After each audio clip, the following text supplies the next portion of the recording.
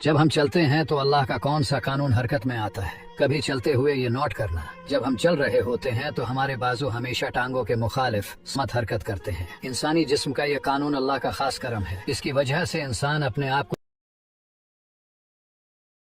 ٹھیک بیلنس کر پاتا ہے اور گرتا نہیں۔ اس کے علاوہ جسم کی انرجی کم ضائع ہوتی ہے اور انسان کی چال بہترین رہتی ہے۔ خدا پاک نے انسانوں میں کیسے کیسے راز چھپا رکھے ہیں، اسی لیے اللہ بار بار غور کرنے کی تلقین فرماتا ہے۔ میڈیکل ریسرچ نے سونے کے بارے نبی کریم کے حکم کو پرکھا تو کیا انکشاف ہوا۔ ہم میں سے شاید ہر کوئی بچپن ہی سے جانتا ہے کہ پیارے آقا نے پیٹ کے بل سونے سے منع فرمایا اور دائیں کروٹ پر سونے کا حکم دیا۔ سلیپنگ پیٹرن اور پوزیشن پر ایک جدید میڈیکل ریسرچ کے مطابق انسانی دماغ میں قدرت نے ایک کلیننگ سسٹم رکھا ہے جسے گلم فیٹک سسٹم کہتے ہیں۔ یہ نظام نیند کے دوران سب سے بہترین کام کرتا ہے اور سائیڈ سلیپنگ یعنی کروٹ کے بل سونے سے اس کی ایفیشنسی 25% بڑھ جاتی ہے۔ ریسرچ کے مطابق دائیں طرف کروٹ لے کر اپنے سر کو ہلکا سا اوپر اٹھا کر سونا آپ کی ریڑھ کی ہڈی کی الائنمنٹ کے لیے بہترین ہے۔ الٹا لیٹنے سے آپ کے دماغ کی طرف خون کا بہاؤ کم ہو جاتا ہے اور اس کا گلم فیٹک سسٹم متاثر ہوتا ہے، یعنی جس نتیجے پر سائنس آج پہنچی ہے وہ پیارے آقا نے 14 صدیاں پہلے اپنی امت کو بتایا ہوا۔ اللہ ہم سب کو نبی پاک کی تقلید کی توفیق دے، آمین۔ سیمنٹ سے گھروں کو بنانے والوں کے لیے یہ جاننا بھی ضروری ہے، گھروں کو بنانے والا سیمنٹ خود کیسے بنتا ہے۔ سب سے پہلے سیمنٹ کا اہم ترین عنصر چونا پتھر لینے کے لیے بڑے بڑے پہاڑوں کو توڑا جاتا ہے۔ ان پتھروں کو باریک کر کے گاڑیوں کی مدد سے فیکٹری میں لایا جاتا ہے، وہاں ان میں چکنی مٹی اور جپسم شامل کر کے 1400 ڈگری پر پکایا جاتا ہے۔ جب سارا میٹیریل سوکھ کر پاؤڈر بنتا ہے تو سیمنٹ وجود میں آتا ہے جو بوری میں پیک ہم تک پہنچتا ہے۔ کیا آپ میں سے کسی نے سیمنٹ کے پہاڑ یا اسے بنتا دیکھا ہے؟ علاقے کا نام ضرور لکھیں۔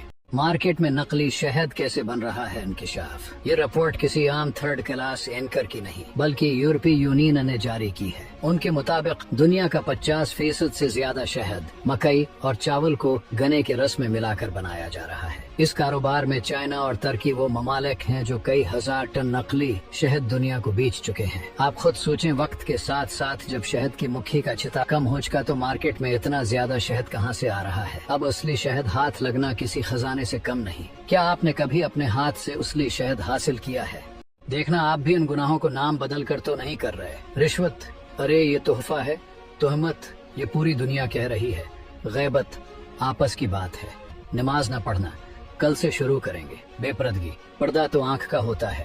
بدنظری، پہلی نظر پر گناہ نہیں ہے۔ موسیقی روح کی غذا ہے۔ شادی پر ناچ گانا، ارے خوشی پر آئے ہیں یا جنازے پر۔ اسراف، لوگ کیا کہیں گے۔ عیاشی 2 دن کی زندگی ہے۔ بیہودہ کتاب اور فلم، ہم تو میچور ہیں۔ ہر گناہ سے پہلے اللہ بڑا غفور اور رحیم ہے۔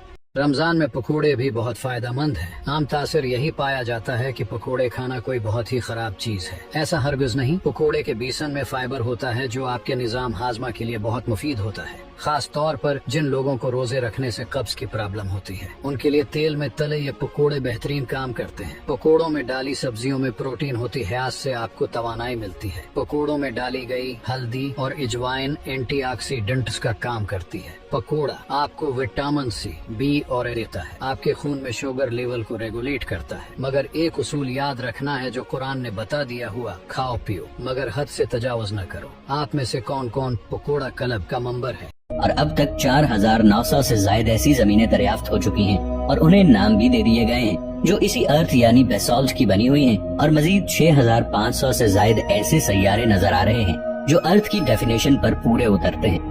1990 سے لے کر اب تک ہر 2 سال کے بعد ان کی تعداد دگنی ہوتی جا رہی ہے۔ اللہ ہی بہتر جانتا ہے کہ یہ ارتھ کائنات میں کہاں کہاں تک پھیلی ہوئی ہے۔ اب آپ کو اندازہ ہوا کہ ارتھ کے پھیلا دیے جانے کی قسم حقیقت میں کتنی بڑی قسم ہے۔ سورہ انبیاء کی اس آیت مبارکہ کے مطابق زمین یعنی ارتھ کو آسمانوں سے علیحدہ کیا گیا، لیکن یہاں غور طلب بات یہ ہے کہ اللہ نے کافروں کو مخاطب کیوں کیا جبکہ اس وقت تو انسان پیدا ہی نہیں ہوئے تھے۔ اس کے بارے میں آپ کو کسی اور ویڈیو میں سمجھاؤں گا۔ سورہ بقرہ کے مطابق زمین یعنی ارتھ کو آسمانوں سے پہلے تخلیق کیا گیا اور ہر چیز جوڑوں میں پیدا کی، یعنی دوسری دنیاؤں کے مخلوقات بھی جوڑوں ہی میں ہیں، یعنی میل اور فیمیل۔ سورۃ النازعات کے مطابق زمین کو چاروں طرف پھیلا دیا گیا۔